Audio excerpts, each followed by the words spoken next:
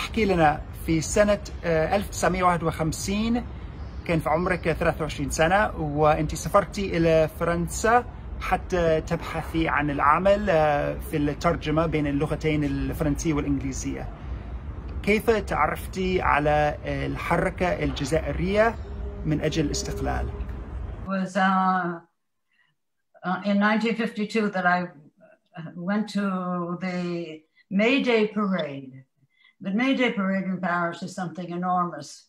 It starts early in the morning and it goes on until the middle of the afternoon. And I watched the whole parade. I was so fascinated by the floats and the people and the enthusiasm and so on. At some point, the parade was winding down, and out of nowhere came thousands and thousands of men, 12 in a line with their arms splayed, no slogans, no banners. Where were they from and who were they? And finally, I learned that they were Algerian laborers, Algerian workers who had been denied participation in the Workers' Day Parade. And this was their means of expression, that they wanted a free Algeria and independence. And this was very a moving occasion for me. And I realized all of a sudden the role of a colonial power. And I got caught up in the desire to do something. في الخمسينيات من القرن الماضي كنت بين باريس ونيويورك. كيف كان الموقف الأمريكي في ذلك الوقت فيما يخص الحرب في الجزائر؟ The Eisenhower government, their support for France was both military and political. And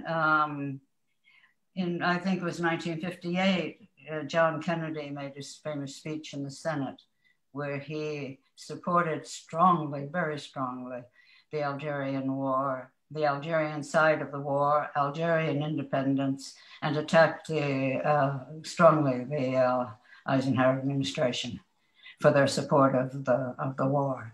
And that statement could have been written by an Algerian. It was so strong. وبعد مغادرة نيويورك انتقلتي إلى الجزائر حيث عملتي في الحكومة الجزائرية.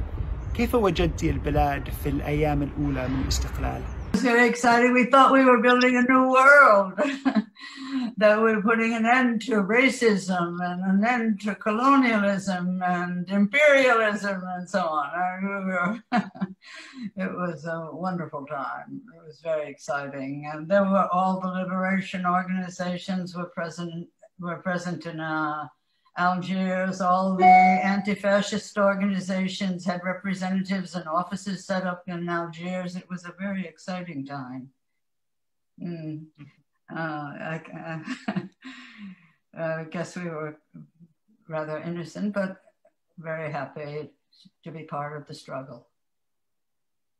وفي عام 2018 عدت للجزائر للمرة الأولى منذ 44 سنة. كيف وجدتي الجزائر؟ It wasn't the same country that I had seen, of course. I mean, when I was there were 9 or 10 million people. Now there are 40 to 50 million people. And it's transformed the country considerably. I could feel the difference. And also there were people everywhere and everyone was going about their business. It wasn't the same thing. It didn't visually and emotionally. It wasn't the same thing until the Hirak. And then it seemed to me that some of the old spirit was back. And I actually went back to Algeria in 2019 and in 2020. And I was there in the month of February. I went several times in 2019 to walk in the Hirak. It was a very exciting time. I felt at home.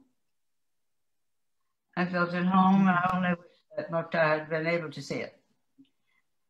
It was the kind of event he would have appreciated. It was people-powered and enthusiastic. It was inventive and had lots of good things about it. And he would have loved walking in that parade. Yes. إلين مختفي، شكرا جزيلا على انضمامك إلينا اليوم. أنا متأكد أن الجزائريين والأمريكيين على حد سواء سيتشوقون للاستماع إلى قصتك. سأترك لك الكلمة الأخيرة. I knew you were going to ask me this question. I'd like to just read a sentence from my book. And as I close the book,